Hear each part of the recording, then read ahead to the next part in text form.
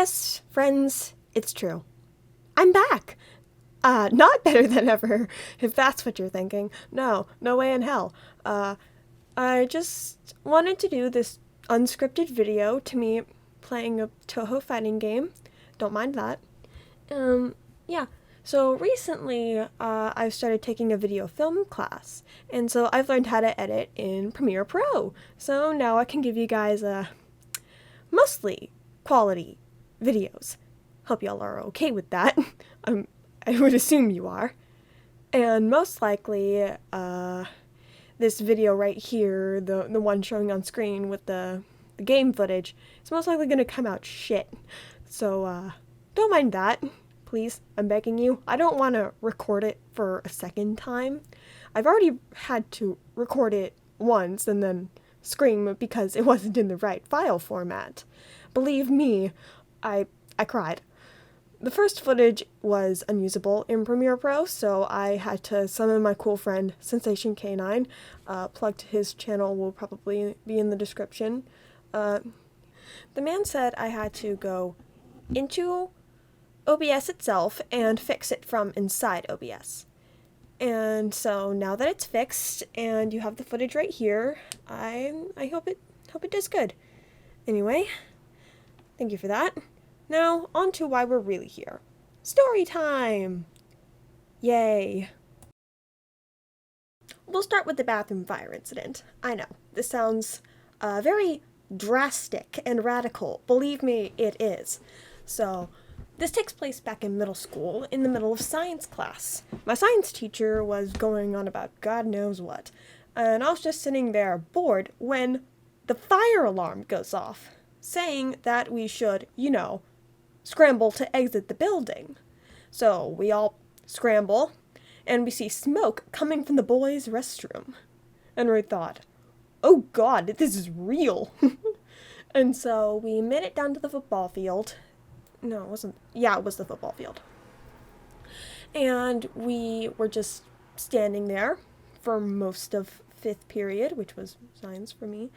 And yeah, we were just kind of standing there, and then the fire department came around and ran into the school, put out the fire. Thankfully, it didn't spread beyond the boys' restroom and kind of the girls' restroom, but the girls' restroom didn't need to be caution taped off like the boys. But I didn't find out until later that it was these two kids that decided to set the bathroom on fire. So they started off with a toaster, of all things. And I'm now thinking, why would you use a toaster to set a bathroom on fire? But nonetheless, that's what these kids used. So they try to set the toaster on fire. It doesn't work. They get caught, sent back to class. Second time, they use a toaster from the teacher's lounge. It doesn't work. They get caught, sent back to class. So far, no repercussions. And then the final time, they actually grow a brain cell and light the toilet paper on fire, which successfully sets fire to the bathroom, which successfully does get them out of class, which was their goal. But they did risk the lives of students like me, whose classroom was right next to the bathrooms. Ugh. My science classroom was connected physically to the girls' restroom, but we didn't have a door that went to, go figure, the girls' restroom. And yeah, it was nuts. The boys' restroom was quarantined off, and everyone was taking pictures of the destruction. No one was allowed in for a while. The bathroom was just completely destroyed. My God, it was nuts. Anyway, that was the bathroom incident. This next story is one of my favorite stories to tell to anyone who hasn't heard it. I've called this one a lot of things, but for now, let's just call it the Lunchroom Incident. So this begins back in elementary school, okay? 2nd grade. Chicken Tender Tuesday. How do I know it's Chicken Tender Tuesday? Because I had chicken tenders, you moron. Just kidding, you're not a moron. So I was eating my chicken tenders at at the round table, which was in the middle of the cafeteria, and then the long tables, which were, go figure, horizontal across the cafeteria. You either sat at a round table or peanut-free table if you were a peanut-free loser. You're not a loser. Or you were assigned there as a seat. Or there was not enough space at the long tables. The long tables were for the cool people. But, yeah, that's just how it worked at my school. Anyway, so I was just eating my chicken tenders in front of these two people, person A and person B. Person A was a really chill person. Person B, let's just say he was a delinquent. Person A and person B were just chilling, having a spitball fight right in front of me and my chicken tenders. Like, my God. Grow some humanity, you savages. My God. So these two kids, they were just having a spitball fight. And my soon-to-be fifth grade teacher, because this was second grade at the time, she waddles over in all of her glory. JoJo's walking, intimidating these children. And she walks over to them, stands above them, and hands both of them yellow cards. Now, yellow cards at my elementary school meant either one of two things on a spectrum. The one end, it was just like a light slap on the wrist, like, this isn't a big deal. The other end was like, be prepared, you are about to be sent to the principal's office to be expelled, you ruffian. In this case, it meant somewhere on the light slap on the wrist end of the spectrum. Like, it was a warning, that's what it was. So, person A, he was really chill. He was like, I'm sorry, miss. I'm not from this country. I understand now that this is not something I'm supposed to be doing. I will take this yellow card, and I will understand that this is not okay. Thank you. Thank you for this lesson. Person B lost his shit. No shit. He stood up and picked up his chair and attempted to yeet the chair at the teacher who gave him the yellow card. Now, the teacher was now cowering against the wall, 5 feet away from this kid.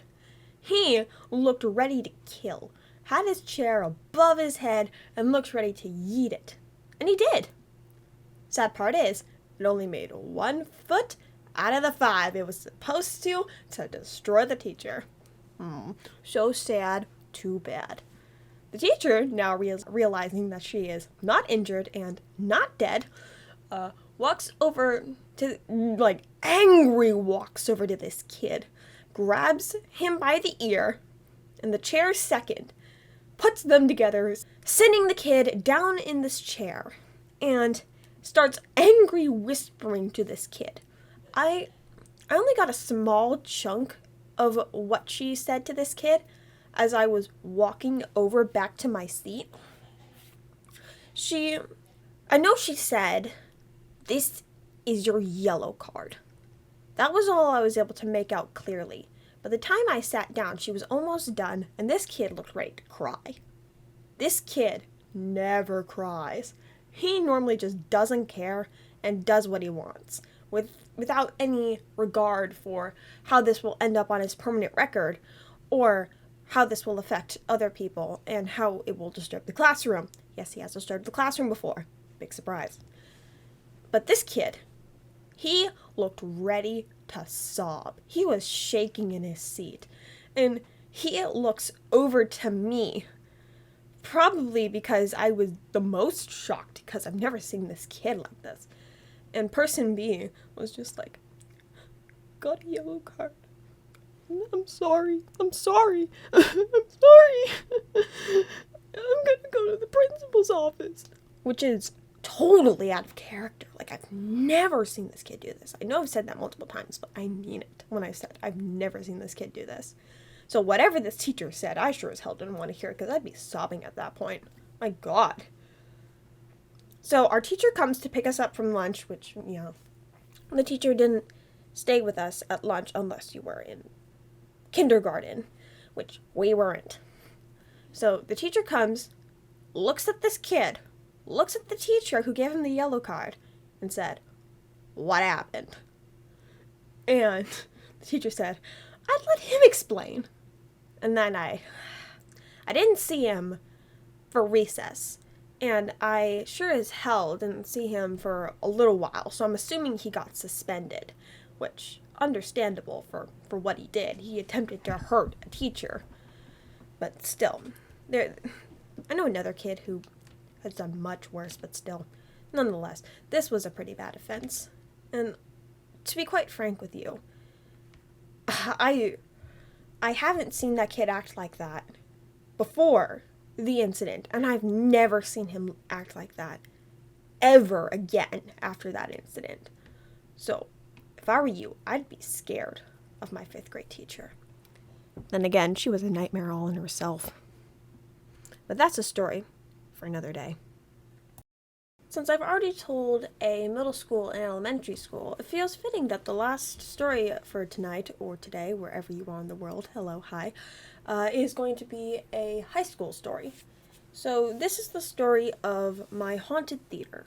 Yeah, it's like, well, theater's always haunted. This one's special haunted because it's haunted by one specific ghost, which is apparently the ghost of some kid who got run over by a car who wanted his dying wish was to have his plaque be on the football field because he was, go figure, a football star. But thanks to some miscommunication between the people who were putting the plaque on the football field and the construction people who were revamping the football field, decided, let's put it in the theater, which apparently pissed the kid's dead ghost off because he hates theater. So the plaque has recently since been replaced with the guy who founded the Performing Arts Center, and the plaque of the football kid is no longer there, which is unfortunate because it was actually a really cool plaque. But anyway, this was all before it was removed. So the first time I ever really asked anybody if the theater was haunted was my color guard captain. And for those of you who don't know, I do color guard. For those of you wondering, no, it is not military color guard. It's the fun, artsy, artistic cousin of military color guard, i.e., taking gigantic flags, tossing them in the air, and praying they don't hit you on the way down. Yeah, it's fun. Yes, it's dangerous, but still. The fun outweighs the danger. Anyway, so I came up to her and asked, "Hey, Blorp, is the theater haunted?" Now, she and her best friend were talking, and both of them, Blorp and Snorp, were like, yes and no at the same time. Blorp said yes, and Snorp said no. Now, Blorp, who was the one who shocked me the most for a yes, and Snorp was the one who shocked me the most for a no. Since Blorp was of Mormon faith, and Snorp was actually pretty spiritual herself. And Blorp giving me a hard yes was like a complete shock to my system. And I was like, how do you know? And she said, well, my entire family has basically gone to this school. I can give you plenty of examples. I'll only give you one, since it's only one I remember. Blorp said that her sister had previously gone to the school and had been casted in one of the previous plays at this school. And so Blorp said that she did not remember what play it was, just knew that it was a musical. Apparently, during rehearsals and production of the musical, plenty of things went wrong. A, mics kept cutting out during dress rehearsals. B, sandbags kept falling like rain droplets on the ground. And B, the sound equipment that they were using for the musical straight up just decided, no, I'm not going to work. You cannot make me. And yeah, that set production back a whole 2 weeks. And at least during when the performance was actually able to be, put on, it went rather swimmingly. And yeah, so I did experience some stuff myself, like when my school was doing the play Chicago. Yes, Chicago. I'm not joking. And no, they did not tone it down. And I wish I was joking about that. Because they had all the curse words, they had a lot. They added actually a pretty cool thing, like the Hungarian rope dance. But anyway, what I noticed during the actual performance of Chicago, the play, was A, the mics kept cutting out, and B, the music cut out once. Where the mics cut out was during the lawyer's song. I don't remember the lawyer's name, but his opening song to introduce him to the audience. B, during the cell block tango. C, a conversation between Roxy and her lawyer, the same lawyer whose mic cut out during his musical entrance as well.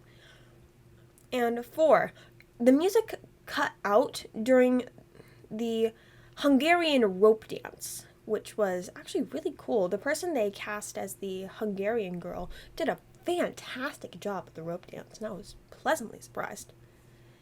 Anyway, the mic cut out for the conversation between Roxy and her lawyer for a solid 5-10 seconds.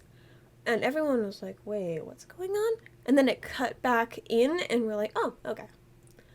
And so the school day before the performance, my friends were bragging about setting something up. And so naturally, me being the nosy person I was like, hey guys, what are you doing? They're like, oh, we just got done setting up a shrine. I'm like, excuse me, what? And they're like, yeah, shrine. I'm like, no shit? They're like, yeah, no shit. I'm like, what's the shrine for?